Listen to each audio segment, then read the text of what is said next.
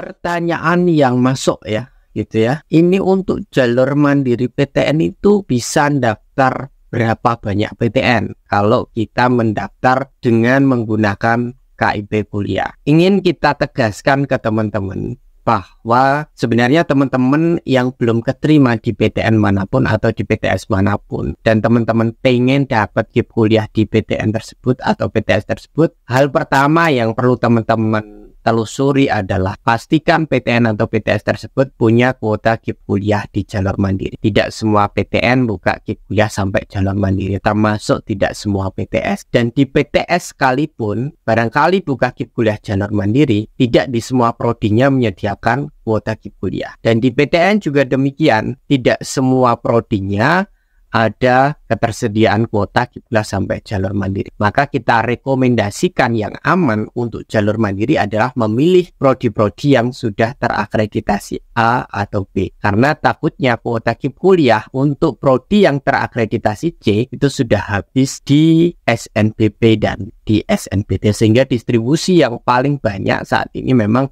kuota KIP kuliah disasarkan untuk prodi-prodi akreditasi A dan B, karena itu bagian dari kebijakan prioritas Kementerian Pendidikan dan Kebudayaan tahun 2024. Nah, berkaitan dengan berapa banyak PTN yang boleh teman-teman pelamar KIP kuliah ikuti, sebenarnya tidak ada batasan. Bahkan di websitenya KIP kuliah sekalipun untuk seleksi jalur mandiri PTN ketika nanti dibuka jadwalnya, dan seleksi jalur mandiri PTS, yang di bagian seleksi itu kalian nanti bisa masukkan lebih dari satu PTN dan lebih dari satu PTS. Lebih dari satu itu bisa bermakna 2, bisa bermakna 3, bahkan bisa bermakna lebih dari 10 PTN atau PTS. Tentu bergantung kemampuan kalian secara finansial, karena untuk jalur seleksi mandiri PTN tidak semua PTN yang buka KIP kuliah di jalur mandiri itu memberi fasilitas gratis biaya pendaftaran. Bahkan punya kecenderungan hampir mayoritas PTN yang masih menyediakan kuota KIP kuliah di jalur mandiri itu kuota biaya pendaftarannya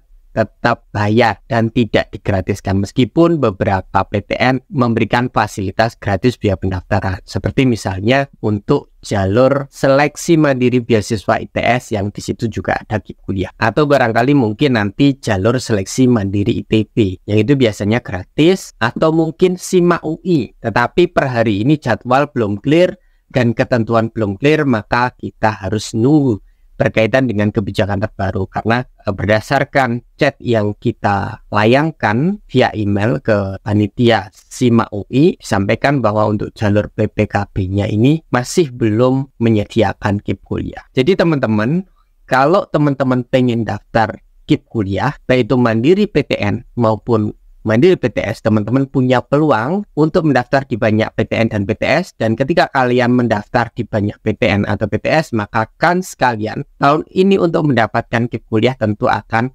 bisa lebih besar. Tentu dengan catatan bahwa kalian harus memahami ketentuan dalam proses seleksinya, dan kalau memang itu adu nilai UTBK, maka kalian harus paham strateginya, skor kalian kira-kira cukup atau tidak. Dan ketika ada tes selanjutan, tes terpisah dari UTBK, maka kalian juga harus siap bahwa tidak boleh kalian meremehkan ujian seleksi mandiri, karena ada kasta-kasta tertentu, bahkan seleksi mandiri SIMA UI atau UM-UGM JBT itu kastanya bisa lebih tinggi dari soal-soal UTBK SNBT 2024. Semoga apa yang saya sampaikan di video ini bisa teman-teman pahami dan bisa menjawab beberapa pertanyaan yang masuk.